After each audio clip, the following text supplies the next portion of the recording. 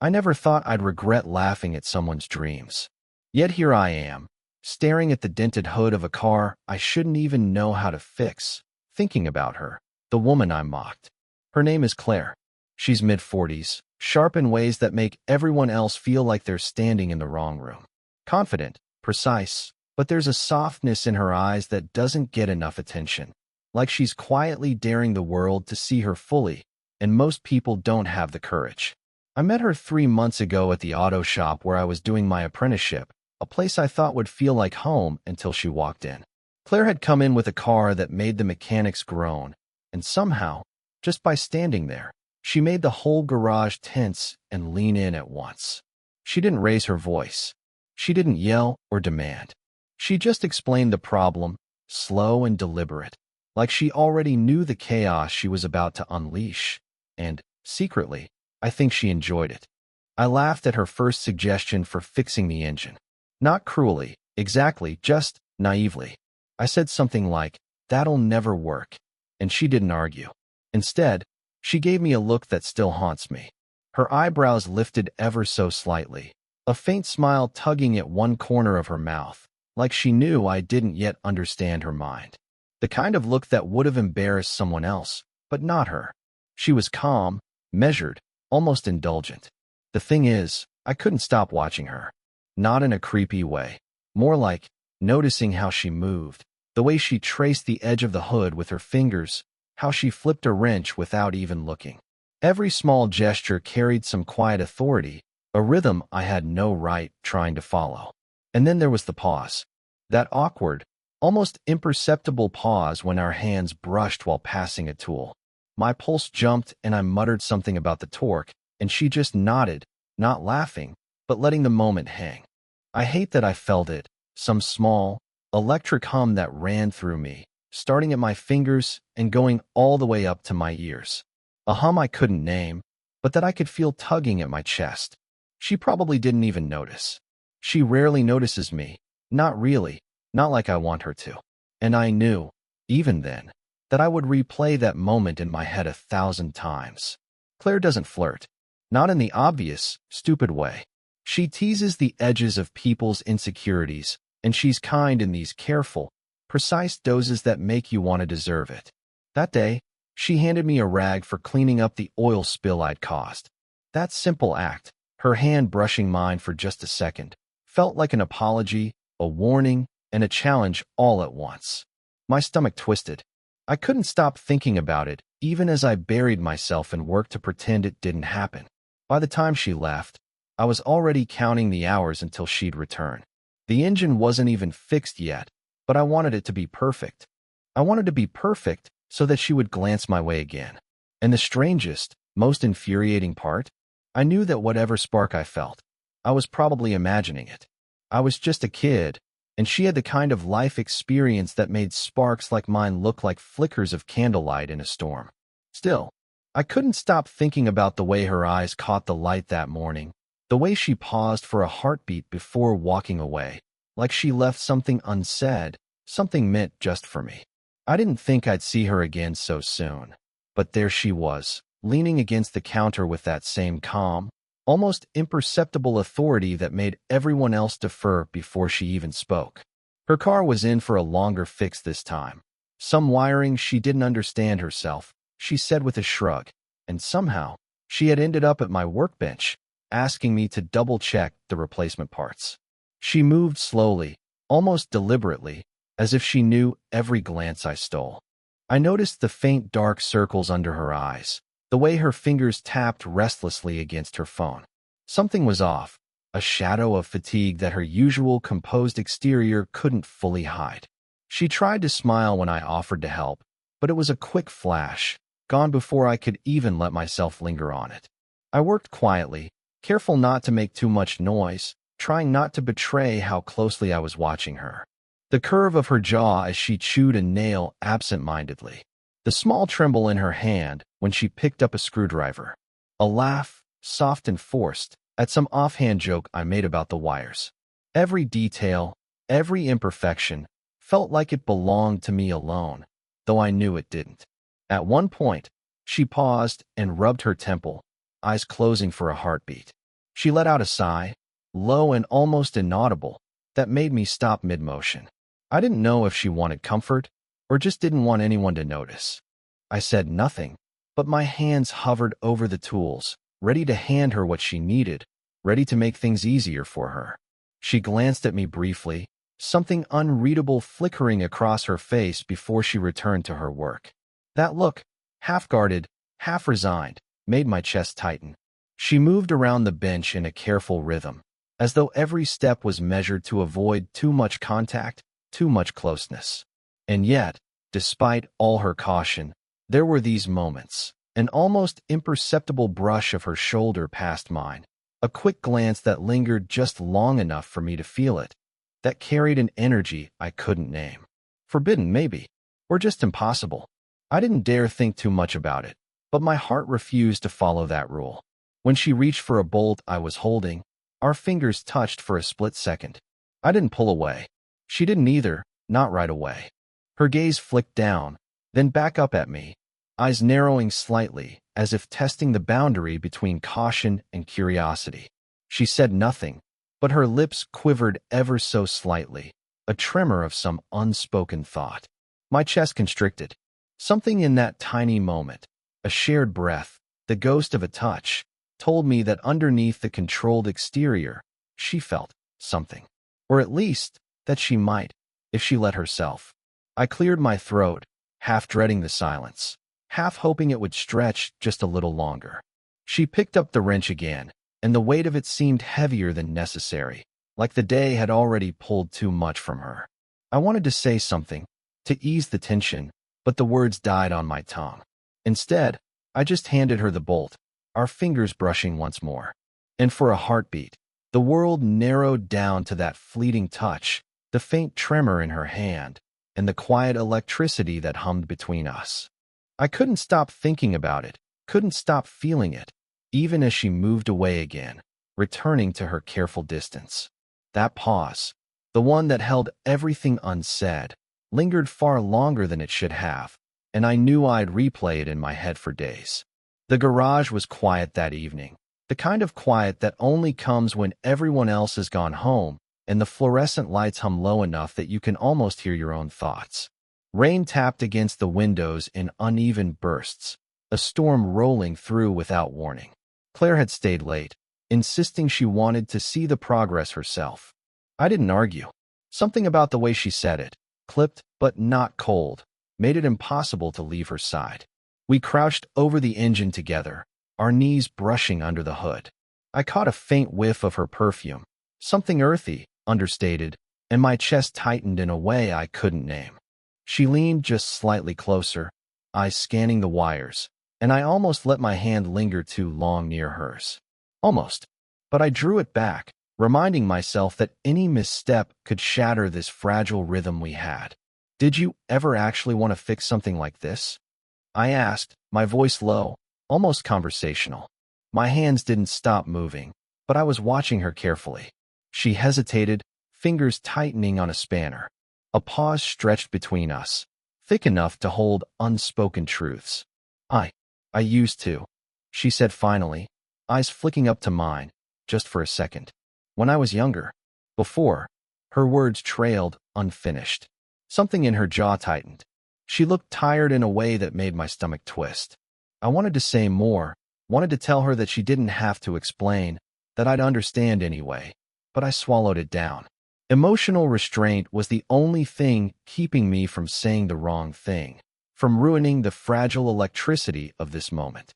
The storm outside intensified, rain streaking the windows with sudden ferocity.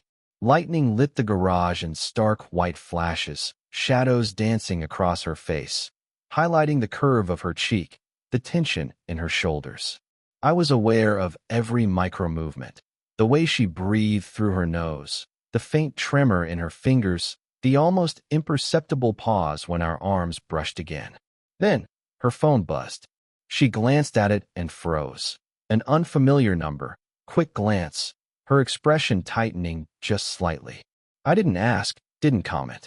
The interruption was enough to remind me that the world existed outside this charged little bubble, that rules, responsibilities, and old connections could still intrude.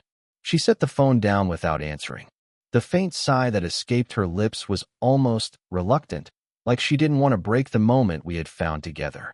I watched her, feeling the pull of proximity like a wire straining under tension, a force I wasn't supposed to acknowledge. We returned to the engine. I offered her a hand to steady her as she leaned in too close, fingers brushing mine once more.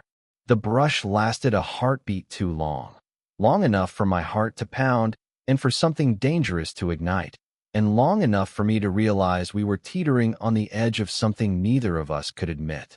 Her gaze caught mine, and there it was, that flicker of awareness, the hint that maybe she felt it too.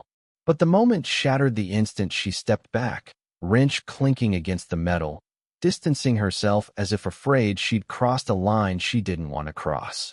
I exhaled silently, chest tight, stomach twisted, knowing that the brush of our hands had left a mark neither of us would forget. And I could feel it. This wasn't over. Not even close.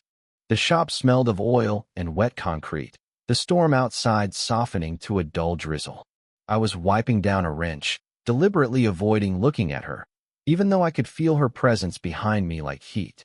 She didn't move for a long time, just stood there, arms folded loosely, watching me work in silence.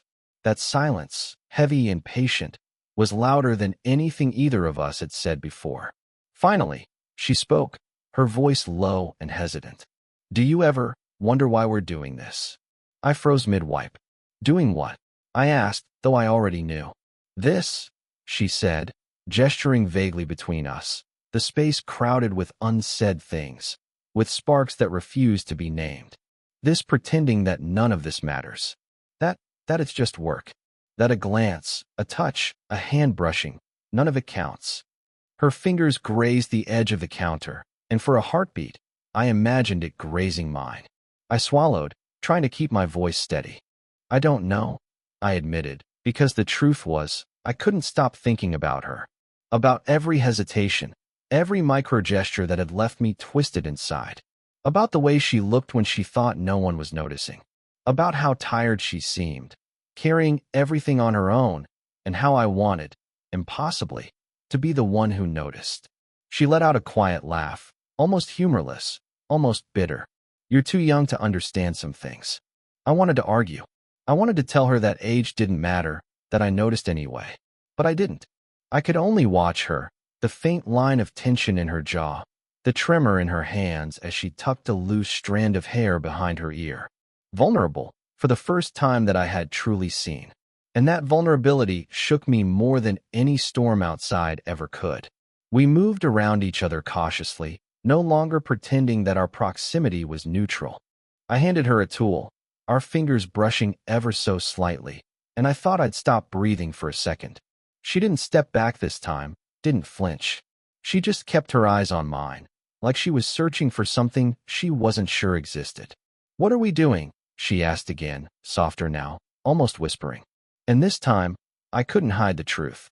I don't know," I admitted, letting my hands fall to my sides. My chest felt tight, my stomach heavy. "I just know that I can't stop noticing you." Her eyes widened slightly, but not in shock. More like a recognition of something we had both been avoiding, both trying to ignore. And then she looked down, hands fiddling with the hem of her sleeve, a gesture small and human that cut through every layer of composure she usually wore like armor. She started, hesitated, and then let the words drop like stones into the silence. "I don't want this to ruin me.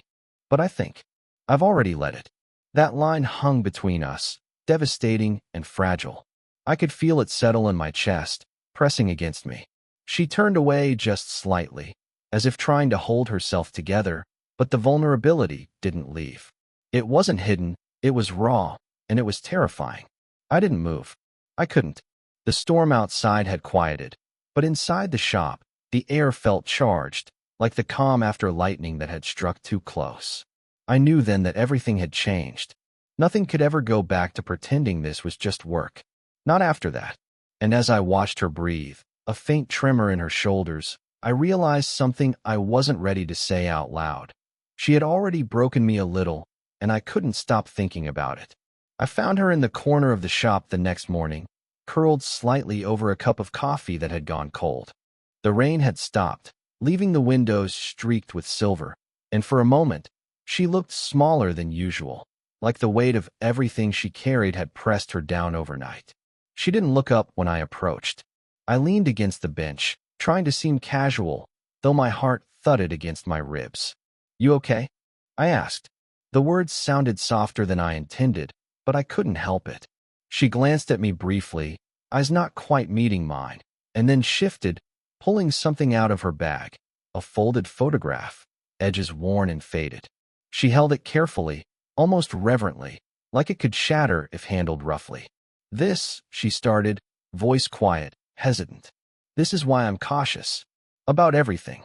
About people." Her fingers trembled slightly. He didn't stay. Not really. And I don't know if I can let myself trust again." I leaned a little closer, careful not to crowd her. "I'm not him," I said softly, because I couldn't stop the truth from spilling out. "And I'd never want to be." Her lips pressed together, a brief, almost imperceptible shake in her jaw. She studied the photo, tracing a face with her finger that I couldn't see clearly. I didn't need to know who he was. Just seeing the way her eyes glistened, the tight line of her shoulders, the way her hands lingered over the paper, I understood. This was more than a memory. This was a wound she'd carried for years, carefully hidden beneath layers of composure. I wanted to reach out, to touch her hand, to say something that would make the ache leave her. But I stayed still. Human, flawed, cautious. That was all I could manage. "You remind me of him," she said suddenly, and the words landed like stones. Not in a harsh way, just matter of fact, like she had to tell someone, and I happened to be there. "The way you care. The way you notice things no one else does. And it scares me." I swallowed hard, unsure what to say. I wanted to tell her that being scared didn't mean she had to shut me out, that sometimes the ache was proof of something real, something worth risking.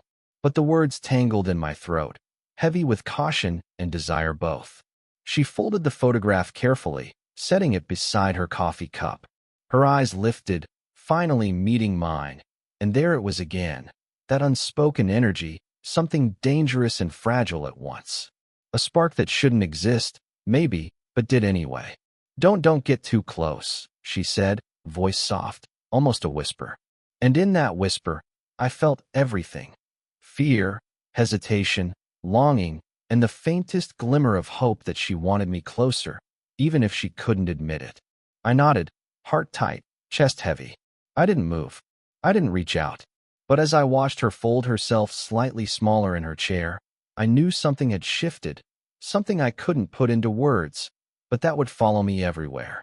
And in that quiet, intimate space between us, I realized I was already hooked, already invested, already aching for a connection I wasn't supposed to want. The photo, the confession, the tremor in her voice, it had unsettled me more than anything else in my life, and I couldn't stop thinking about it. The workshop smelled faintly of oil and rain as she leaned against the counter, sleeves rolled up, hair slightly mussed from the wind outside. I had been watching her for hours, pretending to tighten bolts, check wires, anything to keep busy while my mind circled around her like a moth. She looked up at me, eyes softer than usual, a trace of fatigue still lingering, but something else beneath it too. Acceptance, maybe, or at least the willingness to stop pretending that what existed between us could be ignored. I set down the wrench slowly, careful not to break the fragile rhythm that had grown between us. She didn't speak immediately. She just watched me, fingers tracing the edge of the counter. I wanted to reach for her hand, wanted to close the space that had been electric with unspoken things for weeks, but I waited. Finally, she spoke, voice low, almost tentative. I don't want to overstep or complicate things." I nodded. "Neither do I," I said quietly, letting the words hang between us. But I didn't pull away, didn't turn away. The truth was already there, unspoken but undeniable, woven into every glance, every brush of fingers, every shared silence. She shifted slightly closer, the faintest movement, enough that our shoulders touched. The warmth of her body was a quiet anchor. I felt the tension in her jaw soften, the rigid line of her posture ease ever so slightly. And just like that, the world shrank. Everything outside the workshop, the storm, the responsibilities, the past heartbreaks, felt distant, irrelevant. We didn't need words. We didn't need confessions. We simply existed in the same space, breathing in rhythm, acknowledging what had been building without forcing it into a dramatic declaration. Her hand moved, almost without thinking, until it brushed mine. I let it stay there. The contact was small, unassuming, but it carried everything we hadn't yet said. The caution, the curiosity, the longing, the quiet agreement that we were willing to explore this carefully, together. She exhaled a soft, almost imperceptible sound and leaned slightly against me. My chest tightened, but I didn't move, didn't speak. I could feel her heartbeat through the thin fabric of her sleeve, steady but real, and I realized then that this quiet closeness, the gentle inevitability of it, was enough. We stayed like that for what felt like minutes, though it could have been hours. Our fingers touched and shifted, our shoulders leaned, and for the first time, the tension that had lingered between us seemed like it could settle into something safe, something earned. No grand gestures, no declarations, just us, together in silence, the storm outside fading to memory, the workshop lights humming softly. It was enough that she was here, and that I was here, and that we were finally letting the connection that had been building for months exist without fear or pretense. And when she finally moved to gather her things, I let my fingers linger a fraction longer on hers, a quiet seal on a moment that didn't need words. Because sometimes, love didn't need fireworks or proclamations. Sometimes, it simply needed acknowledgement, presence, and a shared heartbeat in the same space. For the first time, I didn't feel like I was losing control or crossing a line. I felt found. It's been months since that night in the shop, since the storm passed, and we finally allowed ourselves to exist in that quiet space together. I still catch myself thinking about the small moments, the brush of her hand against mine, the faint tremor in her voice when she spoke without pretense, the way she'd lean just slightly closer when she thought no one was watching. Those moments didn't need grand gestures. They were enough. I've changed, though I don't think I fully realized it at the time. I notice people more now, their subtle shifts and pauses, the micro-expressions that speak volumes. I've learned patience, restraint, and how powerful it can be to simply show up without expectation. Claire, she's changed too, I think. Not dramatically, not in ways the world would notice, but in the quiet, private ways that matter. She allows herself to lean, to trust, to let someone else see the cracks she's spent decades hiding. We don't have a perfect romance. We have something better, earned, slow, and human. Our connection isn't about grand declarations or dramatic moments. It's about the shared silences, the smiles across the workbench, the understanding in a single glance. Love doesn't need fireworks when it exists in the steady heartbeat beside you. Sometimes I catch her laughing at something small, and I realize I was holding my breath before she did, waiting for permission to feel, to exist in the same space. And now, I don't have to wait. We exist side by side, imperfectly, fully, and that's more than I ever expected when I mocked her dreams so long ago. I've learned that love doesn't always hit you like lightning. Sometimes, it sneaks in quietly, in the spaces between words, in the brush of fingers, in the way two people acknowledge each other's existence without needing to say everything. And maybe that's the kind of love that lasts. Not because it's perfect, but because it's human, flawed, and endlessly patient. I glance over at her now, bending over a project she's immersed in, and I feel that same quiet hum in my chest, the one I felt the first time our hands brushed. Only now, it's steadier, warmer, more certain. We've built something together without rushing, without forcing it, and in that slow-burning patience, we've found each other fully. And I think that's all anyone can hope for, to be seen, to be acknowledged, and to share that fragile, luminous space with someone willing to meet you there. If this story made you feel something, let me know in the comments. Would you want more stories like this?